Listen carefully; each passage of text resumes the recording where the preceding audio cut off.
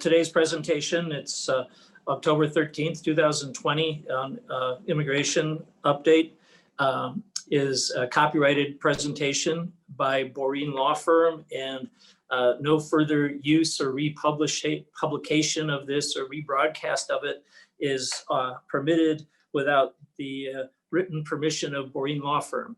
Its footnote is I'm pretty liberal at Boreen Law Firm about authorizing appropriate reuse for educational purposes. So if you just ask, call my office and we can give you the authorization. You just tell us what you're going to use it for and probably it'll be okay. All right, back to you, Miho. Yeah. All right. So thank you for joining the virtual immigration attorney session. Before we start our session, we have a couple of housekeeping announcements to make. Please be muted. I think you all are muted during the session. You may submit questions through a chat box below. So if you have any questions throughout the session, please feel free to submit your question. We'll be monitoring the box throughout the session. And during the Q&A, which is after the Scott's presentation, we are looking at around 5 o'clock or so, we will start a Q&A session. And during that time, we will go through the questions in the order of submission. Okay, and we will post 3 handouts that Scott prepared for this event through chat box. So feel free to access it during the session as well. And in order to better serve you all, I just prepared just one quick survey. So if you can participate, that'll be great. Let me put the poll out.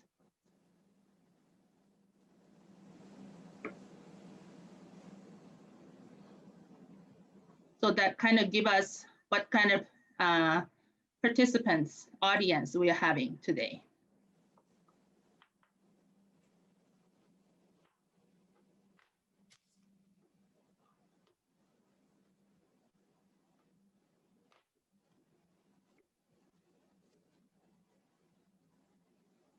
Miho, have all of the people on the call already had a chance to access the electronic handouts today, or are you just making them available now? Today, right now. Okay. Yes. I'm going to refer to some of them while I'm presenting. Okay. So if that you can make those available, if people want to take a look at those while I'm talking Sure. about some of the items, that would be helpful. All right. So Scott, we have freshman, junior, we have a 2 junior, and most of the participants today are graduate students. Okay, great. Okay. That helps. Right. Thank you. Yep. All right, so I would like to start with Scott's introduction. All right, Scott Boreen leads the Boreen Law Firm Immigration Group in Minneapolis and has extensive experience helping individuals and employers of all sizes, from startup companies to Fortune 500, and also helping F1, J1 students and scholars and colleges to obtain work visas and green cards.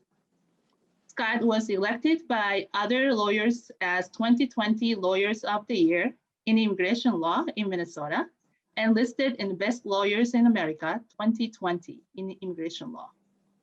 He is often recognized among top 20 lawyers in the world, most highly regarded in corporate immigration law, Who is Who Legal. Furthermore, Boreen Law Firm is recognized in peer survey as a global leader in immigration law. Please join me to welcome Scott. Thank you, Miho. Yeah. Can everyone, if you raise your hand, if you can hear me, just to say hello too. Great. Okay, so I guess the audio is working. All right. All right, so I'm going to share his presentation now.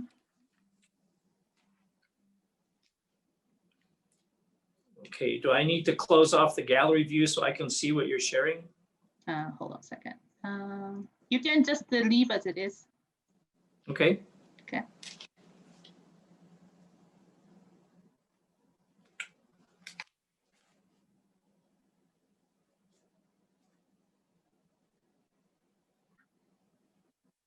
Can you all see?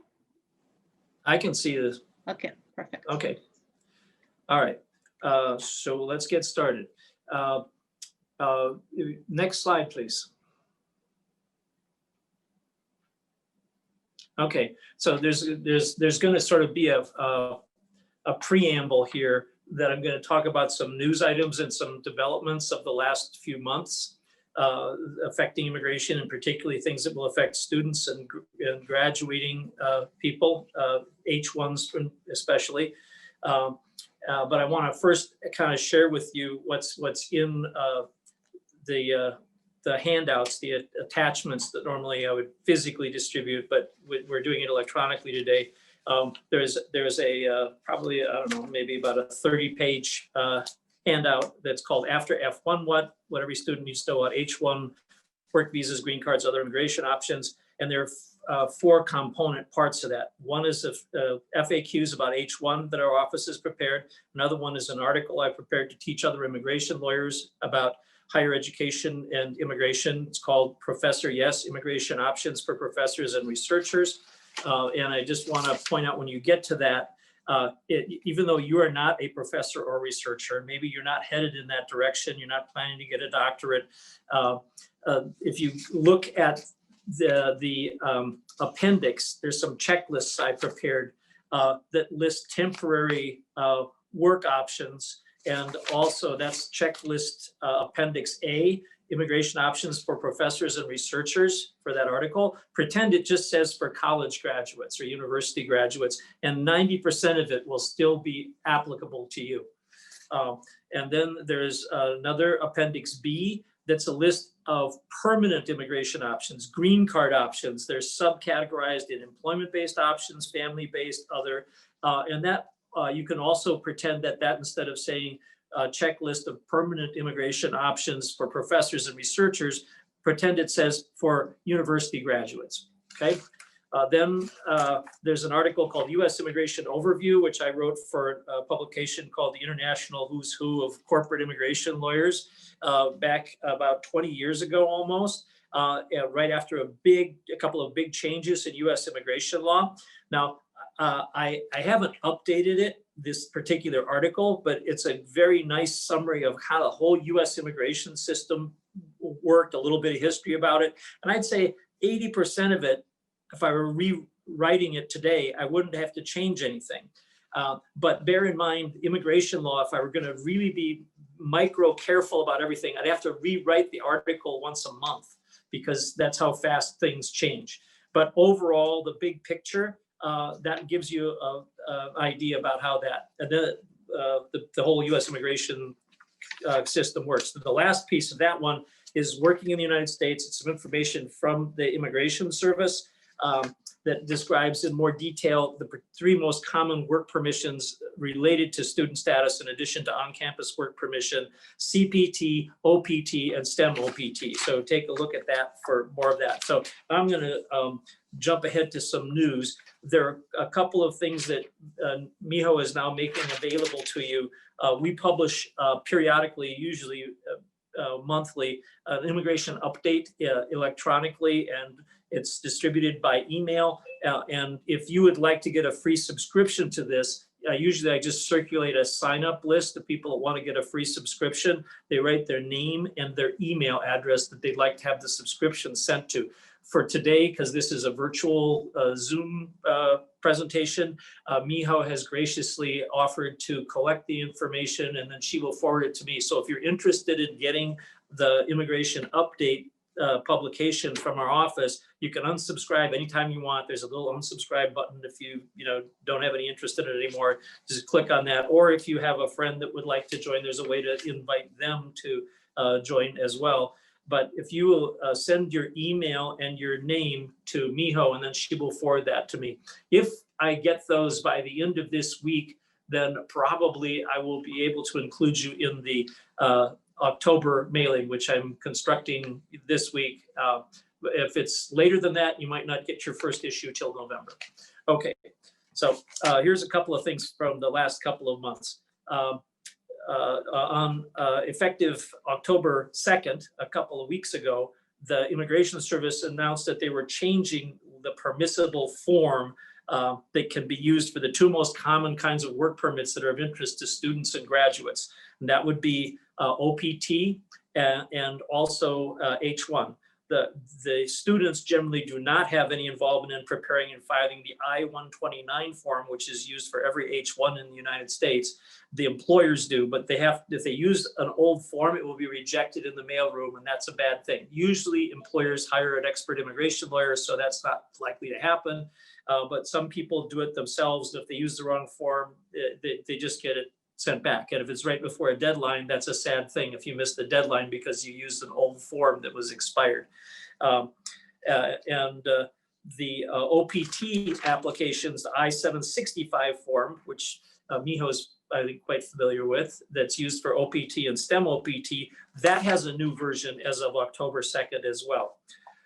Also, in the last couple of weeks, there have been a lot of developments with changes from the Immigration Service. One of the biggest that affects students potentially is a notice of proposed rulemaking that the government published on September 25th, about 3 weeks ago. And it's the biggest change in F and J immigration rules in the last probably 25 or 30 years as a single document.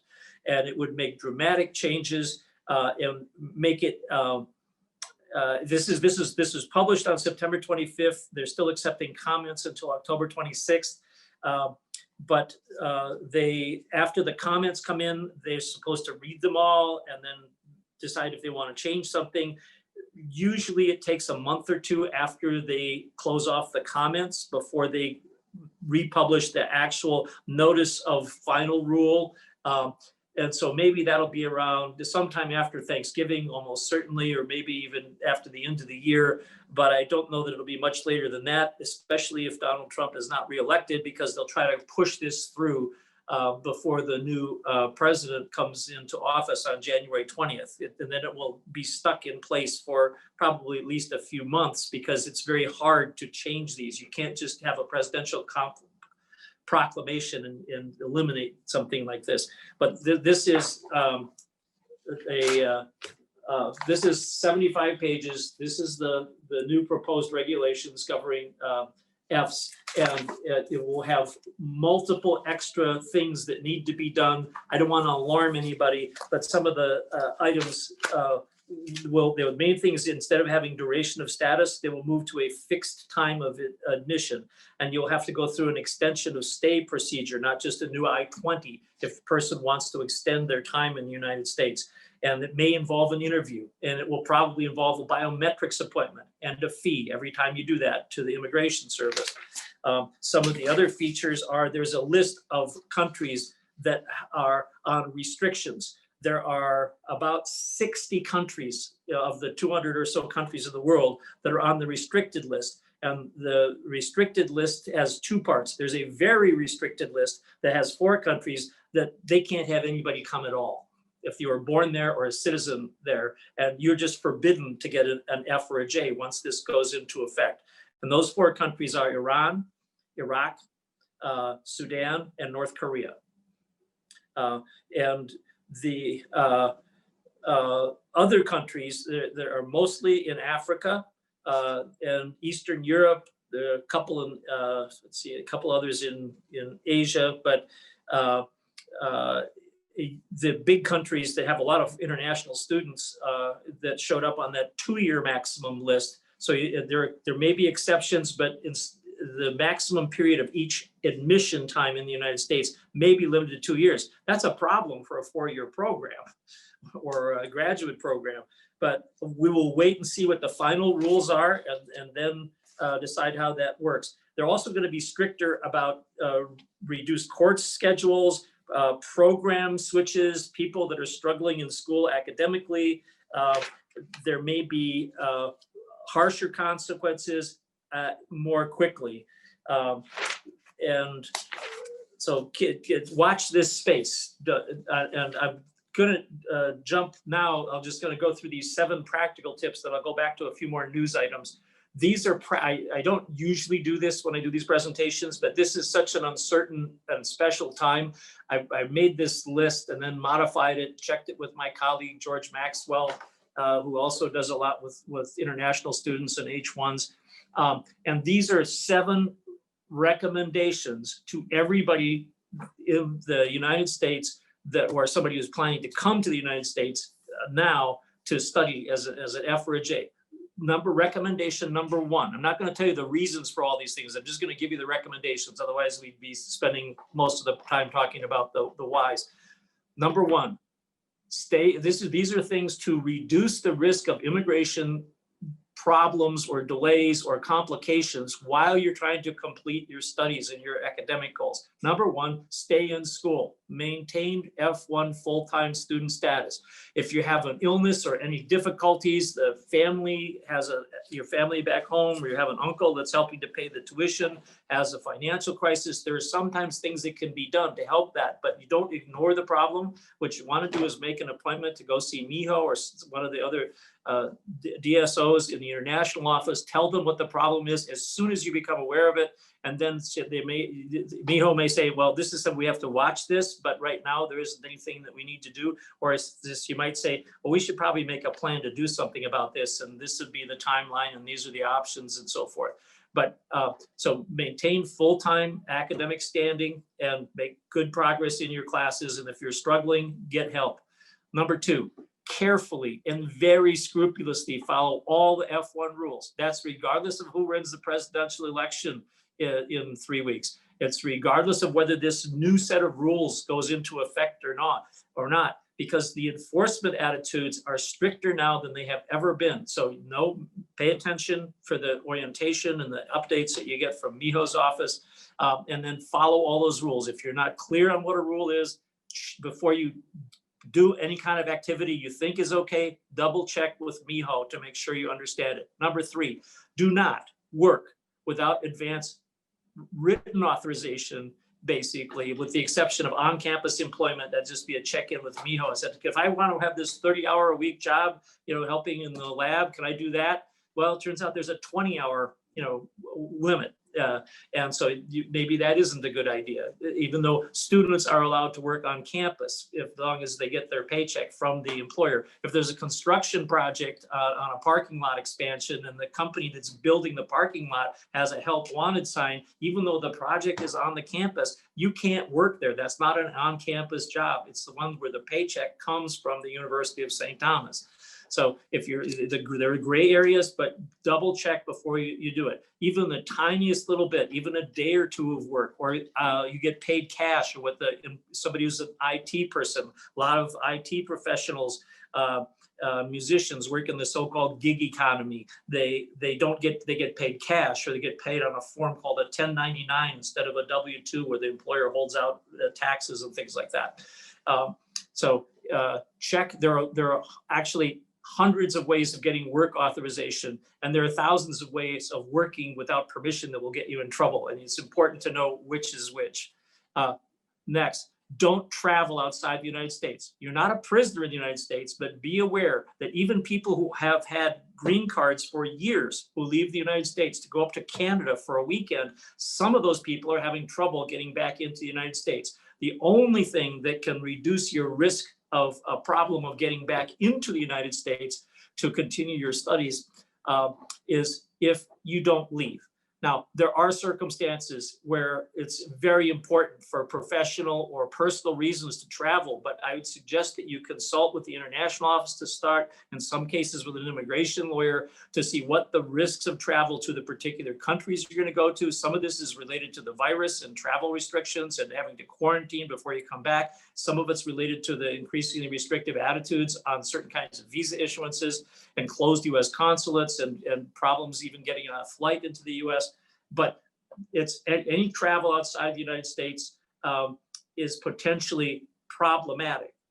Now, there are times after you're well informed that you decide that you want to take the risk of whatever the problems might be because it's so important to travel. I use an example. Say that you're an identical twin and you have your identical twin needs a kidney or tissue donation for cancer treatment or something, and you're the only person in the world that can help them. Most people would say, yeah, I think that's important enough, even though it may create a problem for me from immigration. Anyway, number 5, if you're not majoring currently in a STEM OPT field, you have the current STEM OPT schedule of codes in your office, Miho, so the students can check with you. We have it also. It gets updated periodically. And if that STEM OPT code has to be on the government list, and it also has to appear on your I-20. Sometimes things are classified, and there's a gray area about it could be classified as this number or that number. It's a problem to fix it later. So you want to make sure, if you think you're in a STEM OPT field, make sure it's on the list that's currently in effect. If you want to increase your chances of H-1 and getting green cards and being able to stay and work in the United States after OPT, I would recommend that if you're doing a major in French literature and a minor in computer science, I would suggest you seriously consider reversing that order and flip it so that the major is in a STEM OPT field that's on that coded list. Because there will be issues about that in the years to come. So that's a plan ahead thing. Number 6, for better H-1 and green card chances, this is part of this new rule that I just mentioned that's probably going to go into effect. But even before it went into effect, the government's been stricter about this.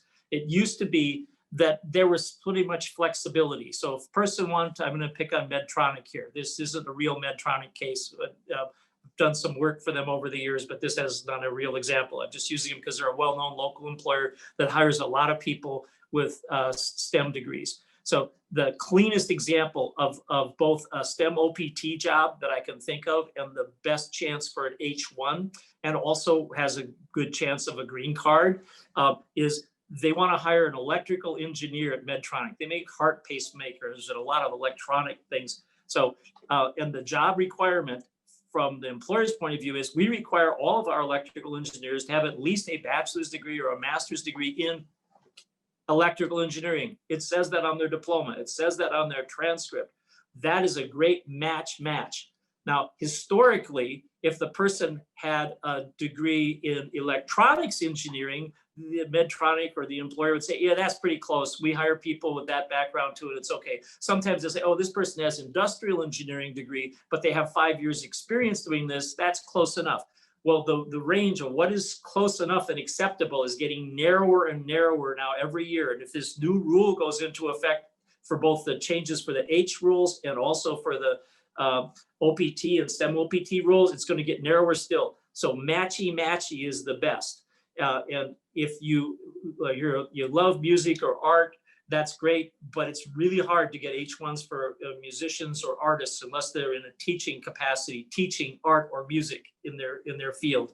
And if you, so I say, if you have dual skills, like a lot of people do, consider switching that major to, or if you haven't chosen yet, if they're the freshman or sophomore where you can do that easily, consider that. It will both, I think in the real world employment options, it will help getting a job offer, which you have no green card employer sponsored thing without a job offer. You have no H-1 without a job offer.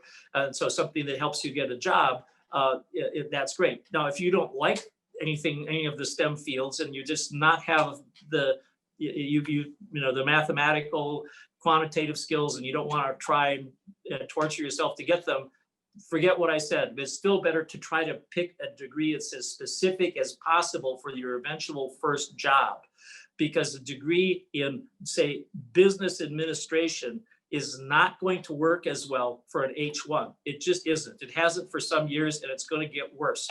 So if you have a degree, on the other hand, maybe you took a lot of quantitative courses as part of your business administration. They were just electives, but you got a degree in business administration, or you're going to get one.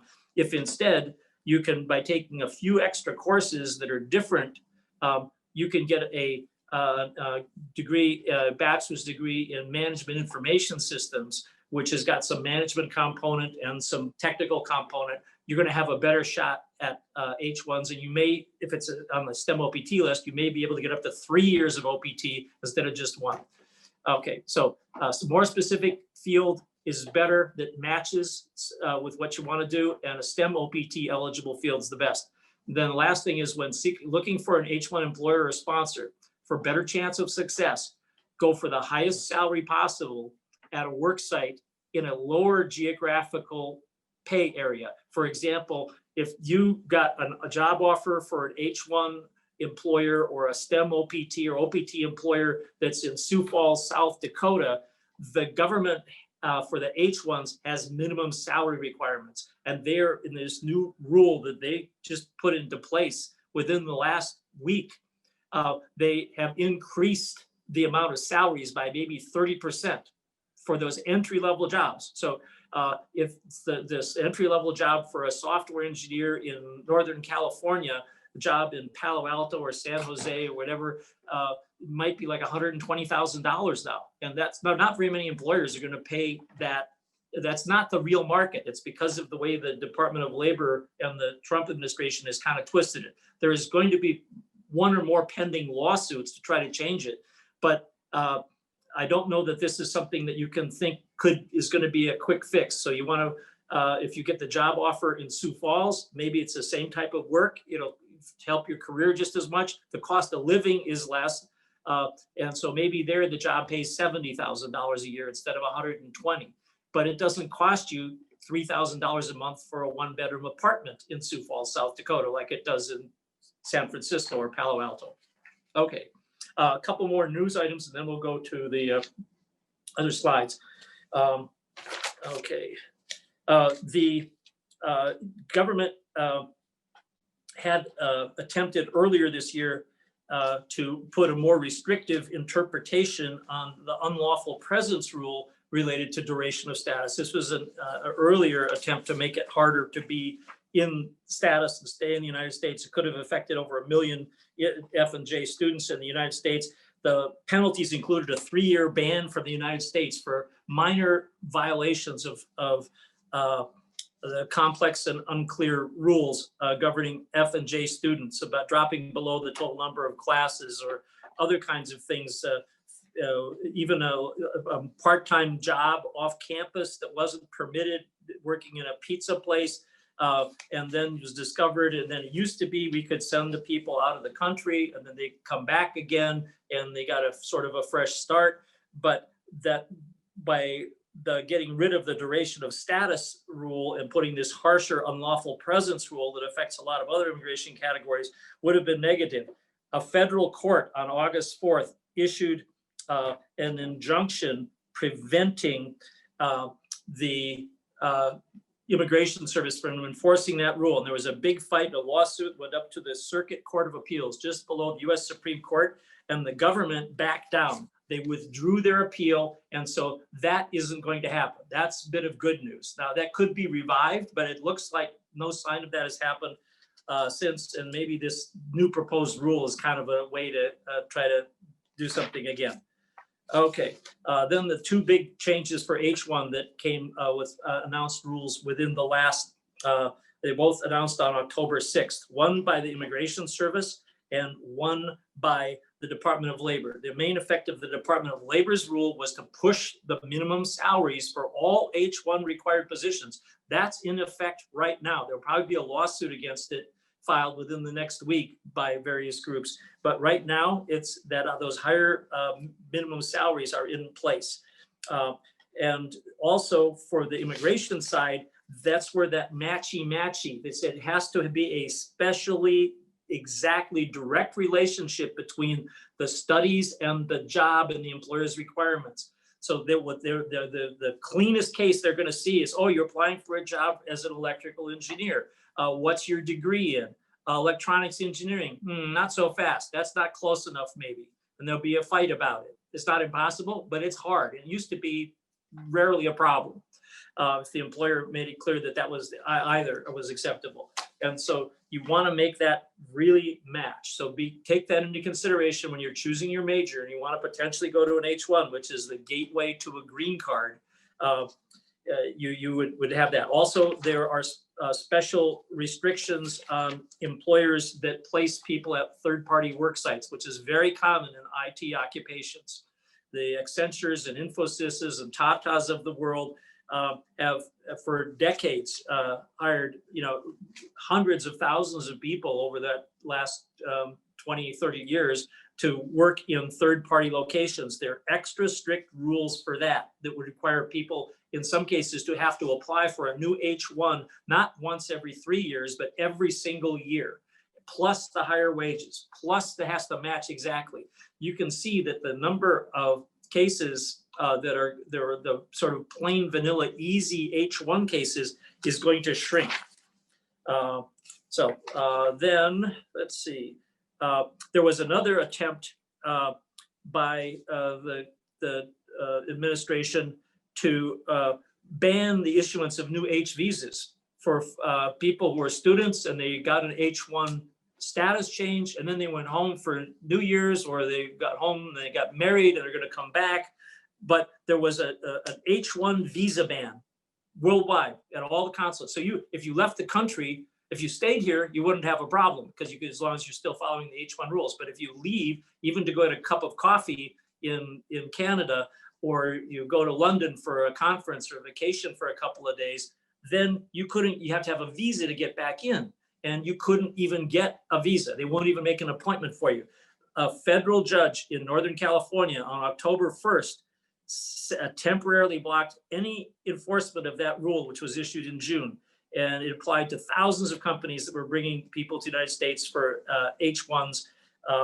And the workaround here is if the employer joins the U.S. Chamber of Commerce or the National Association of Manufacturers or some other technology groups, then they're going to be exempted under that judge's order. So then there's another favorable federal court decision that put a hold on big increases in the fees that were supposed to take effect at the beginning of October. And a federal court issued an order that stopped the government from putting the new fees in. So as of today, I believe you can still use the old fees. And the Department of Homeland Security has a thing on their website as of October 2nd from their ombudsman office that says the USCIS will continue to accept USCIS forms with the current editions and the current filing fees, not the new ones that were going to be required to start on October 2nd. That could change, at any time, but as of now, that was good news. Okay, next slide, please.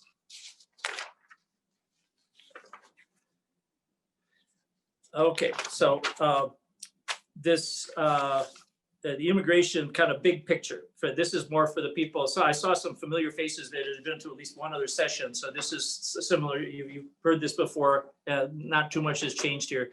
I've been practicing immigration law for about 40 years. And most of the stuff I'm going to cover here, that part of the system is pretty much the same. But the US immigration system is the world's most complicated immigration system. It's 99% run by the federal government, not by the states or the cities. And it divides, every human being in the world has a US immigration category. A newly born child in Indonesia has a US immigration category. If the child's parents are US citizens, that child's a US citizen. If, depending on the laws of the country the child's born in, they might also be a child of that country. They'd have two citizenships. And then sometimes when they get older, they have to choose. Other cases, they can just keep having both for their whole life. But they're US citizens.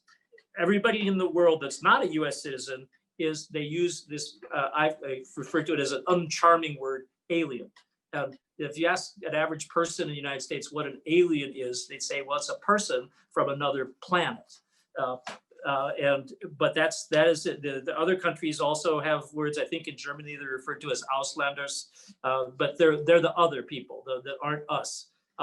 And all of the people in the world that are not US citizens, that includes green card holders that have been living in the United States for 20 years. They have US citizen children and spouses and everything, but they're still considered foreigners for purposes of some of the immigration law things.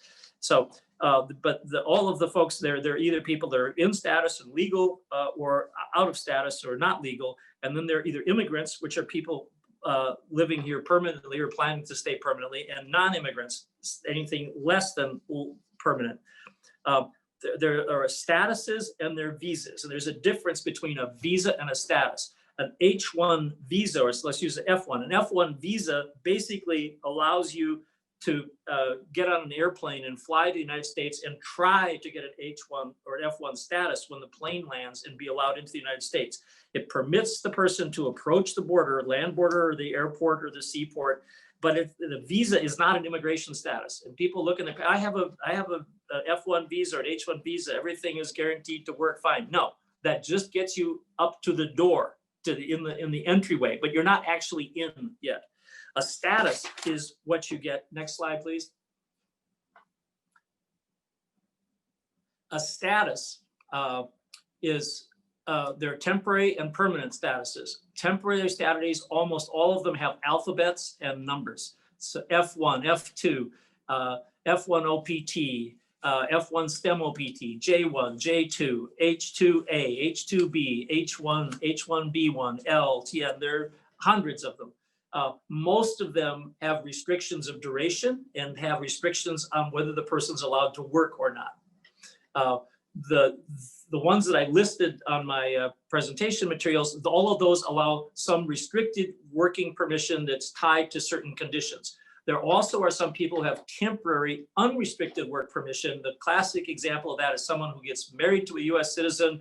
They file an application to adjust, not change, but adjust means switch to a permanent category, to a green card without leaving the country.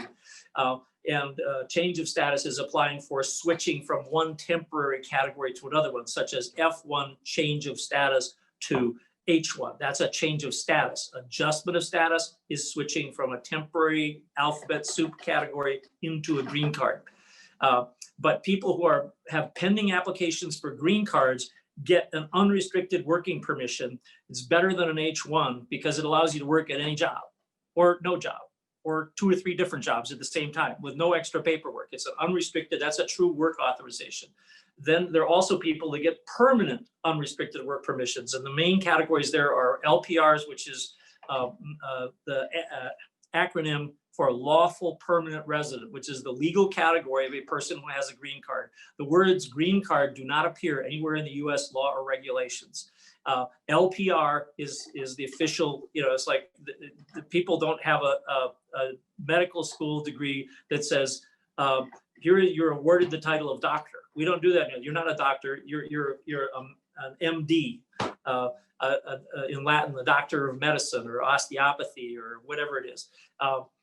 But LPR, and you have proof of the LPR, the green card, they call it, is the document that shows you're an LPR. Then there are refugees and asylees, and that there's some other handful of others, but they're pretty exotic. So next slide, please. Some common misconceptions about status and visa issues. It's possible to have a valid visa and not be in a legal status. Occasionally, people will call us up and say, I want to talk about my green card options, and everything is fine. I have an F1 visa, and I've been working. I said, do you have OPT? He said, no, but I've got an F1 visa, and it's still valid for 2 more years. Well, your visa might be valid, but you're in the country, and it doesn't really matter if your visa is valid. It matters whether your status is valid. And status is the most important thing when you're physically actually in the country. So as it says, it can have a valid status. And if you're in the United States, that's great. That's as healthy as you can get. That's as strong of an immigration category as you can get, is to have a valid status inside the United States. And your visa can be expired and you're just fine as long as you don't travel. Okay, next slide, please. These are the main government agencies that get involved in immigration. In a typical year, my office, in different kinds of projects we help people with, we will work with probably 15 or 20 different federal government agencies and subparts of them, and probably 10 or 20 state government agencies. The state government agencies are things people having trouble getting a driver's license, or they need to get a marriage certificate or whatever, and you need those state government documents sometimes in order to get your immigration documents. It's part of the process, but 90% of all the stuff that immigration lawyers do has to do with these 3 federal cabinet agencies. One is the Department of Homeland Security, also known as DHS, and it has 4 main subparts. One is USCIS, United States Citizenship and Immigration Services, and they're the main agency that gives people the goodies, the work permits, the green cards, the authorizations to stay. They grant statuses.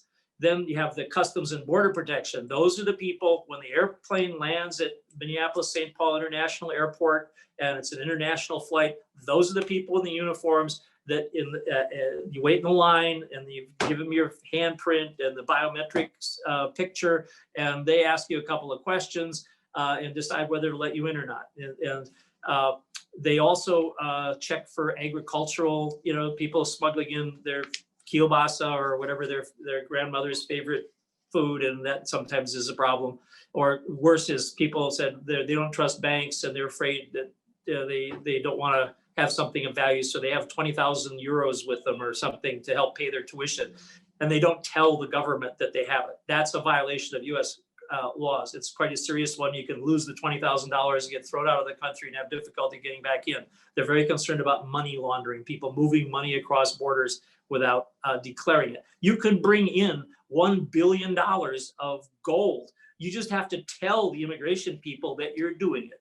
The safer thing to do is to use a bank wire and have then the bank does the reporting to the government, and that's fine. Then Immigration and Customs Enforcement, those are what they sometimes refer to themselves as the immigration police. They go and look for people that they pick them up at the jail after they got charged with a serious crime or a less serious crime, and then they put them in detention waiting to see the immigration judge. The Transportation and Security Administration, again, going back to the airports, when you go to the airport, they work for the Department of Homeland Security too, except they're checking before you get on the plane, not after you get off and they try to get into the country. Then the Department of Labor has a particularly important part to play in H-1s about salaries. And they also are very involved in the labor certification process, proving a shortage of US workers, which is the main pathway for most people that don't have a family sponsorship or some other special pathway to a green card. Then the Department of State, they're mainly involved with consular processing, getting a visa, and they have a special role with the J-1 program. Next slide, please. These are some recent trends. This has been going on for 2 or 3 years, and it's accelerated. There are more proclamations and policies to protect U.S. workers from foreign competition than I've ever seen in my 40-year career. And they haven't, Congress didn't change the law. It's mainly the attitude of this current administration is being much harsher about this than any prior one. So they've made it harder to, that's where this tightness of the H-1s comes from, and not looking the other way for the students to have an off-campus job, which wasn't that uncommon 30 years ago, that a lot of people did it. They would say, okay, well, maybe you can get reinstated, or you just, go up to Canada or go to your home country for a visit and then come back again, and it should be fine. It didn't even void their visa. If their visa was still good, working without permission didn't make their visa invalid. So they could leave, didn't have to go to the consulate, they could get on an airplane, they come back, they got a new I-20, and that could work. There's an increased focus on fraud detection and an increase in enforcement, and increased employers are getting into trouble more. It wasn't against the rules in the first 7 years I was practicing immigration law until 1986. It was not against the law for an employer to hire somebody that said, hi, my name is Joe. I'm completely undocumented and illegal, but I'm a really good worker. I'd like to come and work for you. And the employer would check with his lawyer and said, "Would I be in trouble?" "No, you wouldn't be in trouble. Joe's in trouble. He's in here in the country working without permission, but you're not in trouble." But that changed in 1986. Anyway, next slide, please. I'm not going to go through all of this. They're just so you can see, these are some examples of how things have gotten tighter. And it's not just people that are subject to these proclamations. If you're been in Syria or you have a certain kind of visa category, they're now more often checking cell phones. If you, they're curious. There's a lot of national security about this. They might ask you to provide 15 years worth of travel history and employment history and your past addresses.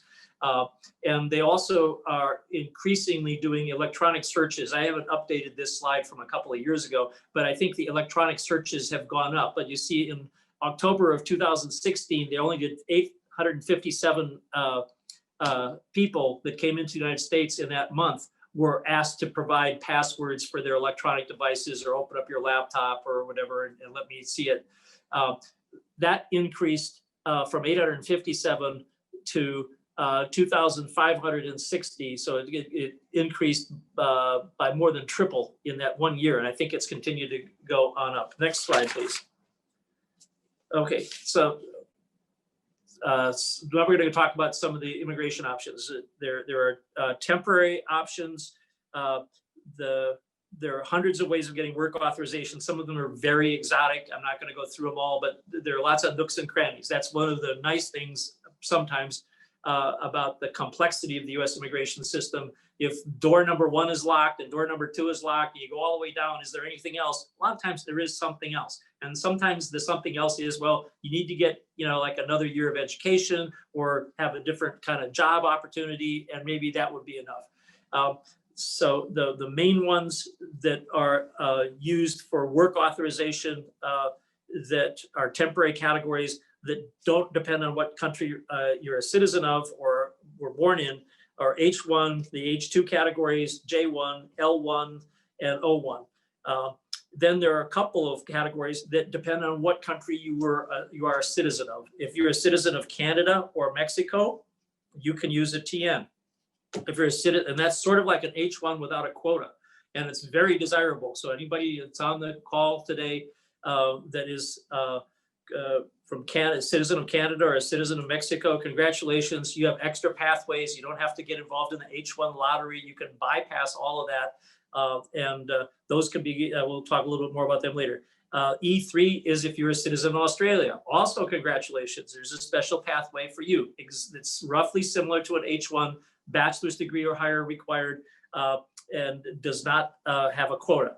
Then if you're a citizen of Chile or Singapore, then there's an H1B1. And there are about 80 countries in the world that have treaties with the United States called E2 treaty investor or treaty trader treaties, and that can be a basis for employment authorization depending on who owns the company, or even entrepreneurs can use it. Next slide, please.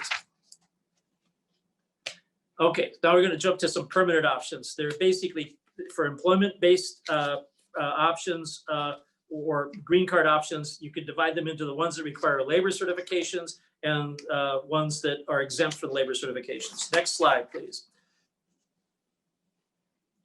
To go back to a little more detail on H1s. The most important thing, as if you're a student, whether you're a sophomore, junior, senior, graduate student, you cannot sponsor yourself for an H1. And unless the University of St. Thomas is offering you a job, the University of St. Thomas cannot sponsor you for an H1. The employer has to file all of the legal work for getting the H1. And they also have to pay for all of it. The good news for an H1 graduate that's being offered an H1 position is good news. You don't have to pay any of the government filing fees, which can be up to $4,000 just to apply, not guaranteed to be approved.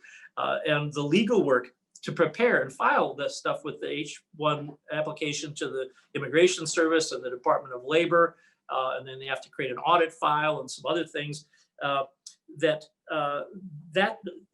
can cost as much as that. So it's not unusual for an employer to spend $6,000 to $8,000 on an attempt to get somebody an H1. So the good news is that the employer pays all of that. The bad news is that's a deterrent. A lot of employers said, if I hired a U.S. citizen from Burnsville or St. Paul, I wouldn't have to go through all this paperwork. I wouldn't have the uncertainty, and I'd save all that money. And so most employers have to like you not just as well as somebody else, they have to want you better, or they have a real kind of shortage situation in there. Otherwise, why would they go through the paperwork and the uncertainty and the cost?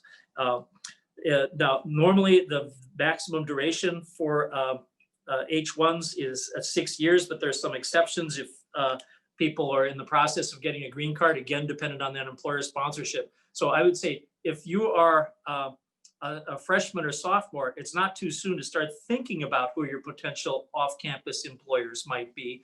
And if you are already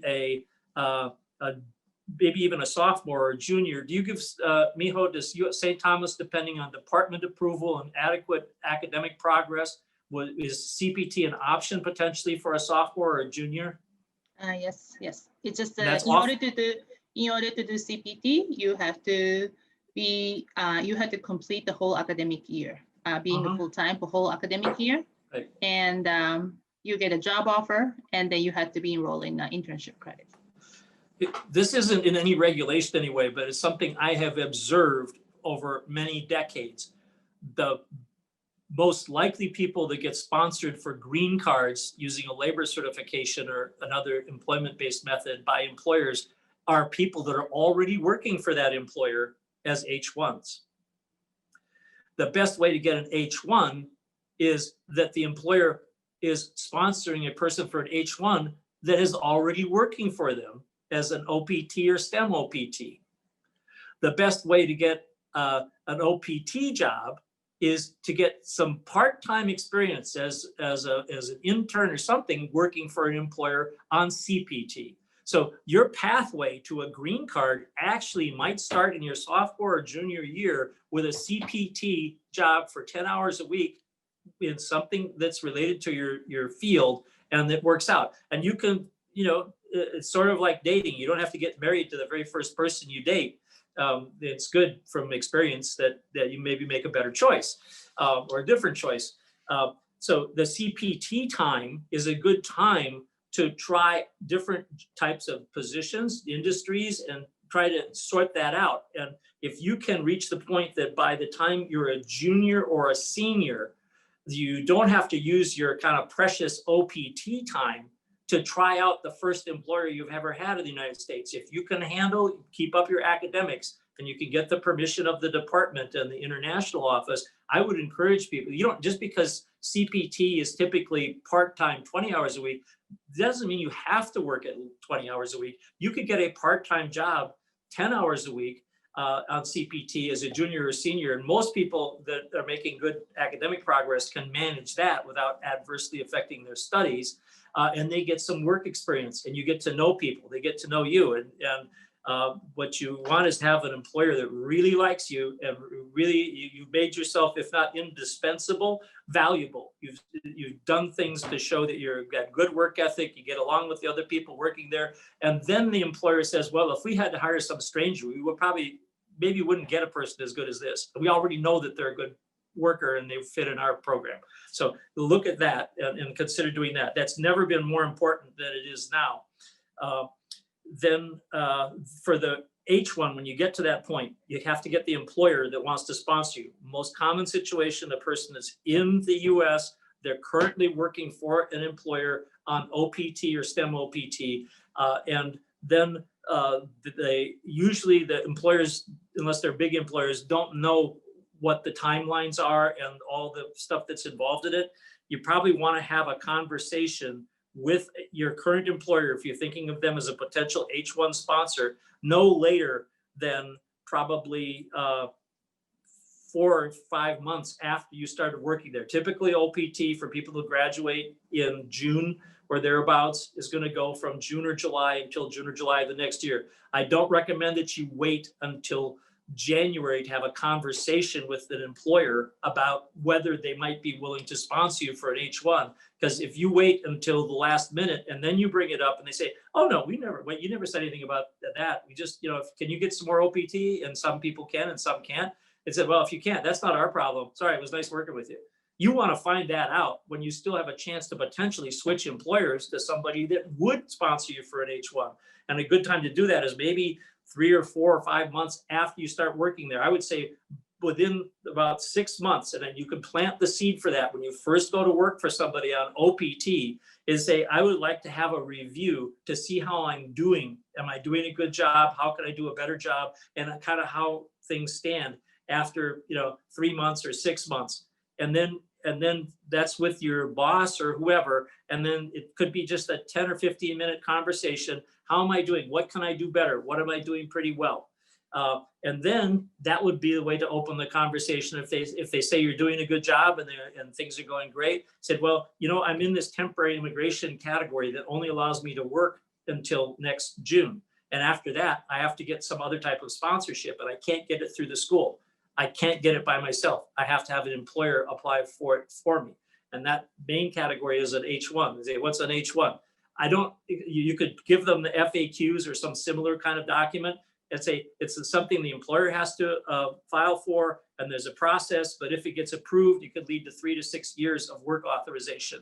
Oh, okay, well, how much is it going to cost? Don't even start to talk to them about that, would be my personal advice. I would say put them in, say, I know an experienced immigration lawyer, or they already have an experienced immigration lawyer that they work with. Say, if you talk with your immigration lawyer about it, they can explain to you how it works.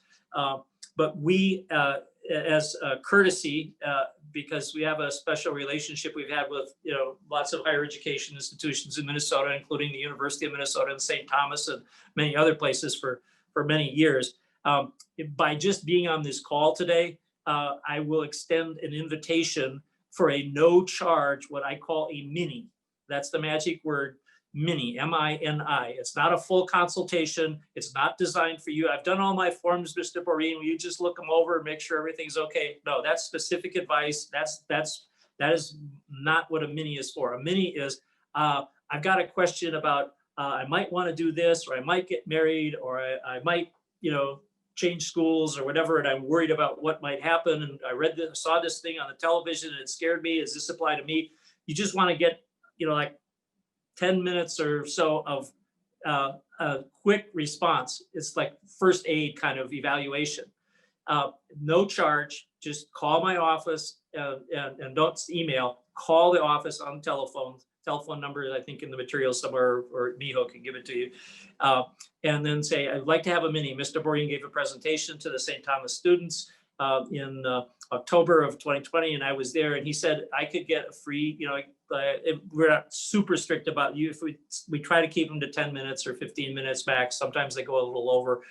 If the next step after that is to say, well, you have actually a more complex situation here, that you'd need to get a consultation. It's going to take an hour or more, and we want to have copies of all your documents and look at those. And back in the pre-virus days, we'd have you come in person if possible. Otherwise, it would be done by telephone. And we'd spend an hour, hour and a half going in depth and looking at specific things.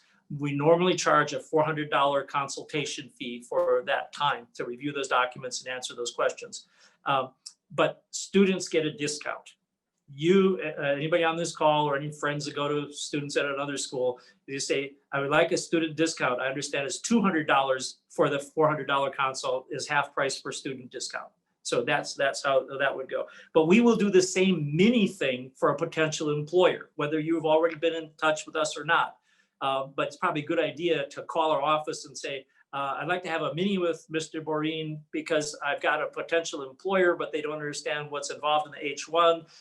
And would Mr. Boreen be willing and able to talk to the employer, the possible employer, and have a mini with them so they don't get charged and I don't get charged to talk with them for 15 minutes or so they can understand what's involved, and then they can decide whether they want to possibly sponsor me for an H1.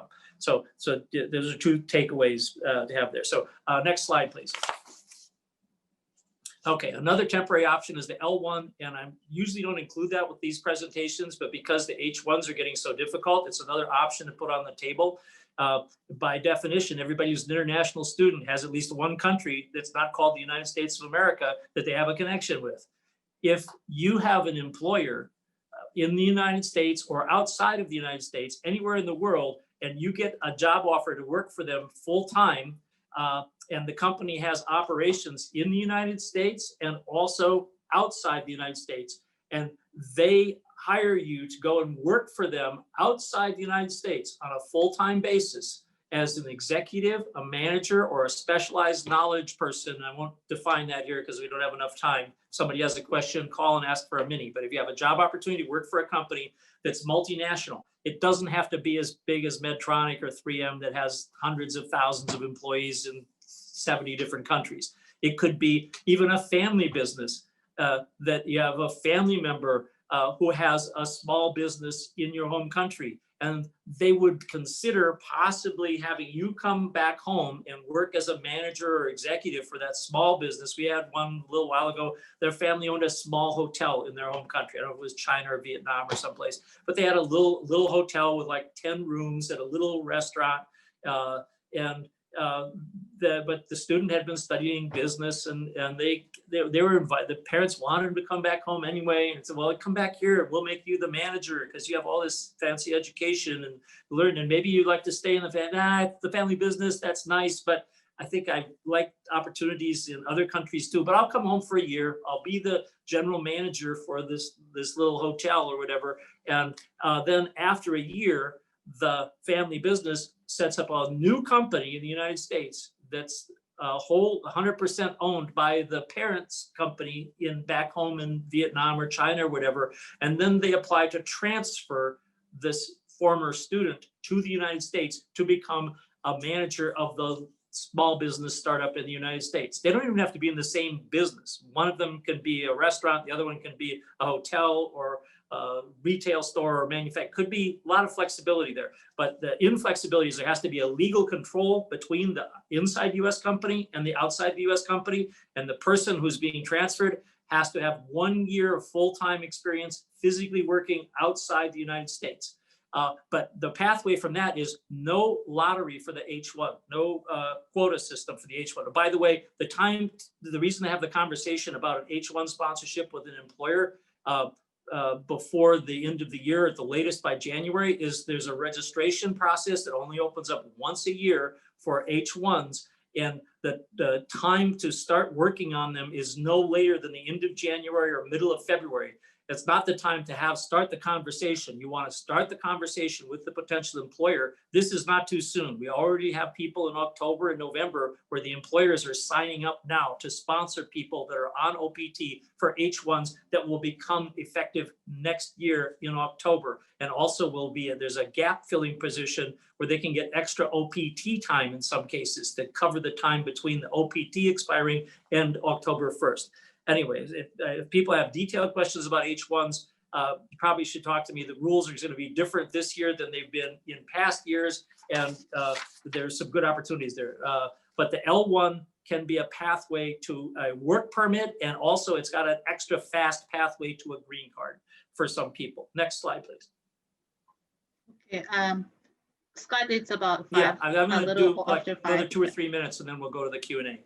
So everybody be thinking of the questions you have. So I mentioned the TN.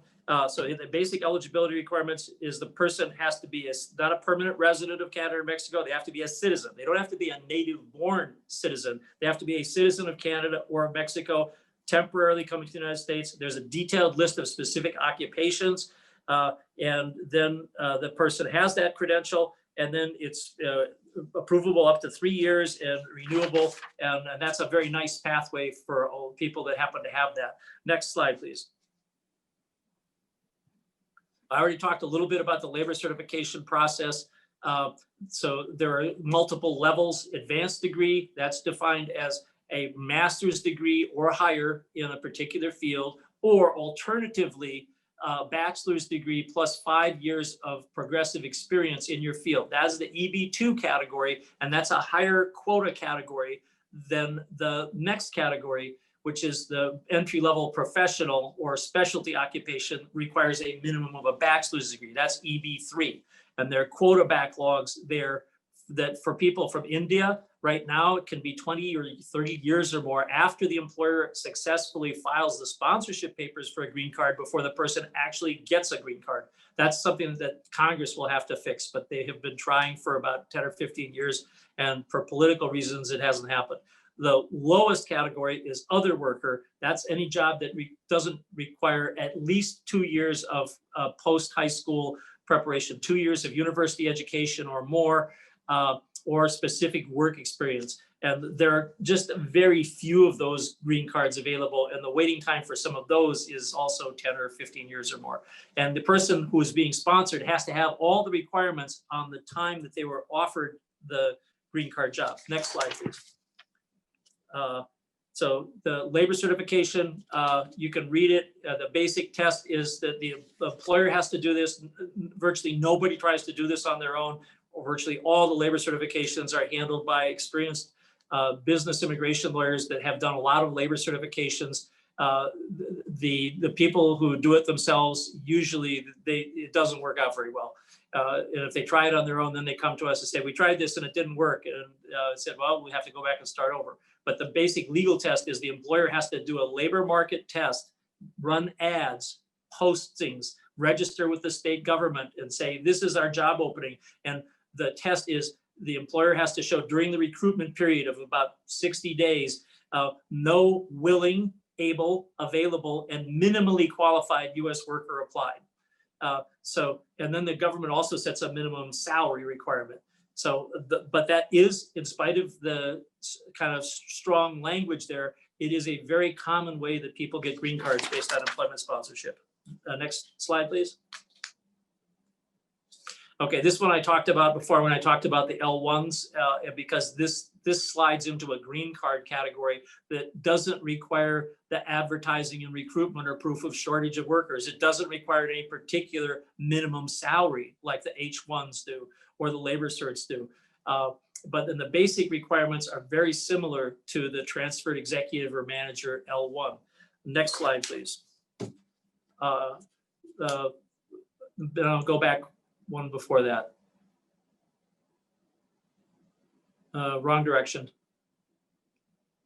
There we go. Okay, so just more green card options. There are family-based options. There are about 1 million people a year on average. Until the Trump administration, it had been true for my entire career. About 1 million people a year legally got green cards. With all the restrictive things that they were doing to slow the process down, I think the last couple of years have been the lowest numbers of legal green card successful cases in my entire working career of 40 years. I think it was down to about 600,000 compared to 1 million a year for like going back to World War II practically. And they fall into these main clumps. Family-based options account for more than half of them. If people who have the person qualifies on a family-based green card because they have a parent who is a US citizen or green card holder. They have a spouse who is a US citizen or green card holder. They have children who are US citizens or green card holders. They have a brother or sister who is a US citizen. Those are pathways, several 100,000 every year. That part of the law hasn't changed and that hasn't slowed down too much. Then there's the green card lottery, about 50,000 people a year get that. It's not against the law to participate. They're doing it right now. I think the closing is coming up in the next few days. There's a Department of State website, or if you go to our firm webpage, www.boreen.com, we have a link there, or greencard.com. It's got a link to the latest this year's lottery information, I believe. The chance of being selected is not good. But every year about 50,000 people get green cards out of it. Then there are investment-based options. The most famous one is the one where you invest $1 million and tie the money up for years and then create jobs for US workers. And then eventually you get an EB-5 green card. There are a lot of problems with that program, but it still exists. And then there's some pathways for entrepreneurs that are related to the L1 strategy that I mentioned. And then there's some special options if a person is considered to have, these are EB1 categories here now, there's some of these last ones: extraordinary ability, exceptional ability, and university full-time jobs for faculty and researchers. Either they're considered to be outstanding professors or researchers, or they're involved in college or classroom teaching of some kind. And if you go back to that Professor Yes article that I included, that has more details about that. So next slide, please. I'm not going to repeat all this, but it was so important that I listed it at the beginning and I listed it at the end. So if you want to get, what is the takeaway? What did you learn in school today or at this presentation that was anything useful? This is, you could carry that around in your, checkbook or your wallet or whatever. This, I think, is good advice for anybody that's an F1 student for the next few years. The other one that's not on there is general advice for anybody who's not a US citizen. In all your dealings with the US immigration authorities, any paperwork, online forms, anything, always, always, always only tell them the accurate information. A lot of problems come from information that's not accurate, or a person just guesses and the government later figures out it doesn't match, and that creates a lot of problems. Okay, next slide, please. It's Q&A time.